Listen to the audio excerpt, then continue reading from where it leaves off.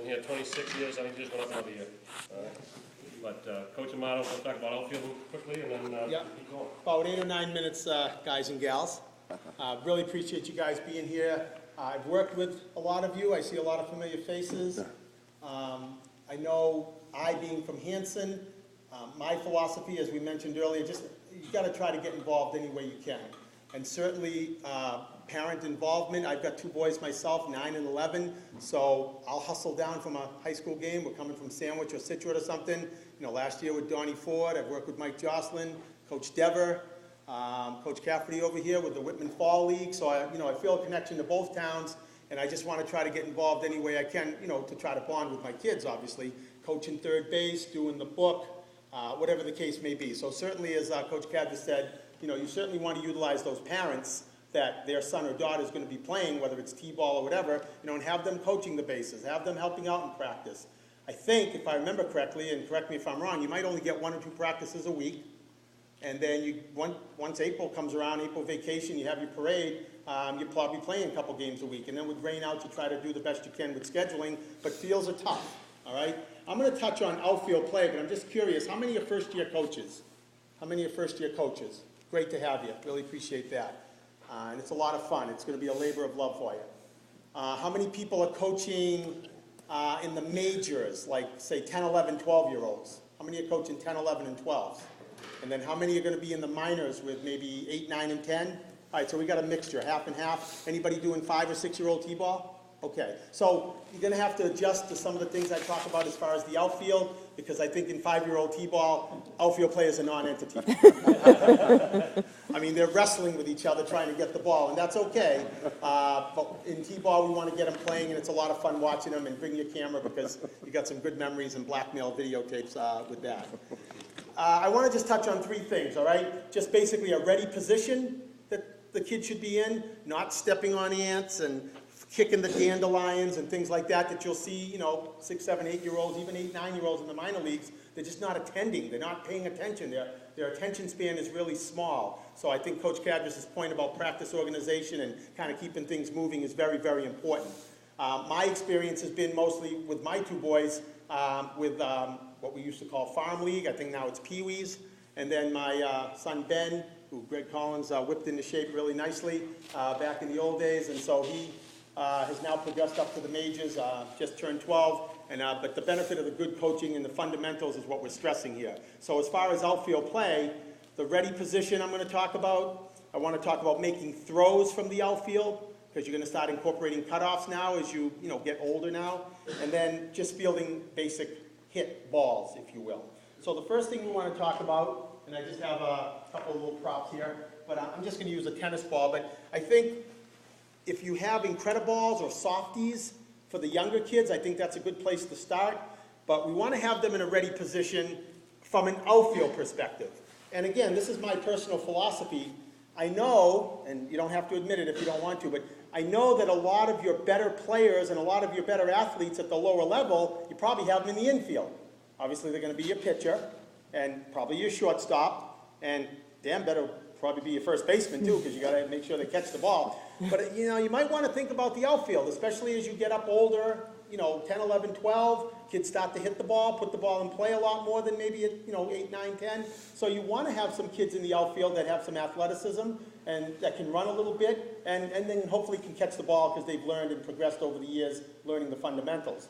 So I think, depending whether you're left, center, or right really doesn't matter, but at least get in an athletic position. I go to a lot of games and the kids are standing straight up, their feet are crossed, now all of a sudden the ball's hit and they're not ready to react. So I think if you can teach them from a teaching, get down in a bent knee position, good athletic stance, if you want to use an analogy like a defensive back in football, guarding someone in basketball, a linebacker, or whatever, but you get your feet spread apart. You got to get a little bit of a base so you're ready to move to the right, to the left, in for the little blooper, or even if it's over your head. Because again, at the major league level, some kids can hit the ball, especially a big kid, maybe a 7th or an 8th grader, they make the cutoff with their birthday, whatever the case may be. So in the outfield play, get in a good ready position, ready to move up on the balls of your feet, and watching and seeing the ball come off the bat. I think that's really, really important. A lot of times when the ball is hit, I think you want to teach the kids, again, as an outfielder, I'm talking strictly outfield, your first step should always be back. So many times you see at these youth league games, the ball is hit off the bat. They were in a ready position. They saw the ball off the bat, but now they come running in, and it's just, you're really kind of toast at that point, because even a good athlete, it's just so tough to retrace and get yourself moving back on that ball over your head, and that's a double, triple, maybe even worse.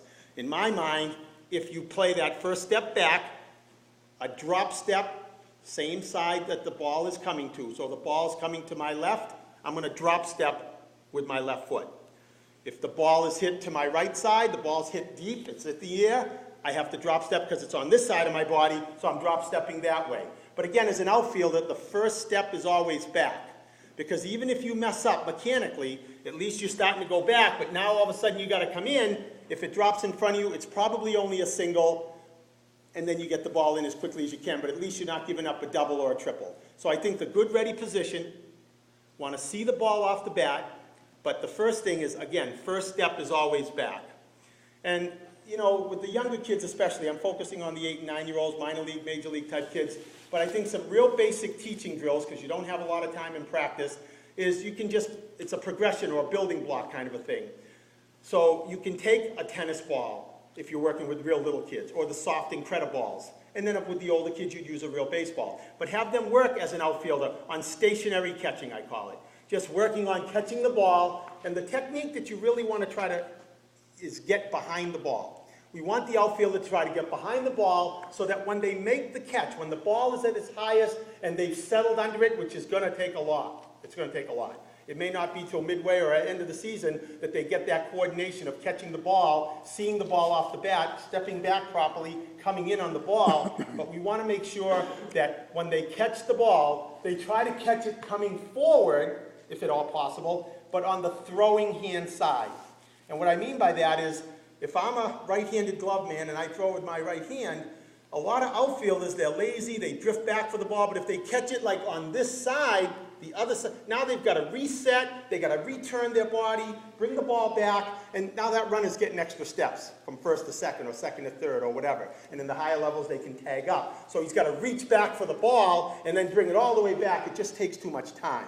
So again, the technique is that the first step is back, we've got a ready position, the ball is off the bat, we circle behind the ball, and we try to catch it, if possible, bill of the cap high. I always love how they say that in the Red Sox spring training game, bill of the cap high, or shoulder high, but in throwing position on the throwing side, ready into what we call a crow hop, right into that crow hop, okay?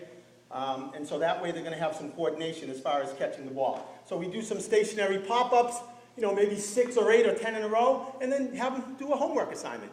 You know, come back the next day of practice. How many in a row did you get? Did you get 10? Did you get 15 in a row? Again, tennis ball for the little kids, an Incrediball for the, 8, 9-year-olds, and then a hard ball for the older kids. But they can work on catching those pop-ups, getting their footwork down, and trying to catch the ball coming forward on the glove side, getting behind the ball and catching it out on your front foot, so that they can go right into a crow hop and then learn to throw and hit the cutoff man. Another drill for outfield play, looks silly, but I love this drill with the younger kids. Hitting with a tennis ball, hitting pop-ups with a tennis ball. I mean, you're going to gradually build up, like I said, building block, and you're going to hit fly balls for real with a bat. But I think if you hit pop-ups with a tennis ball, it really enforces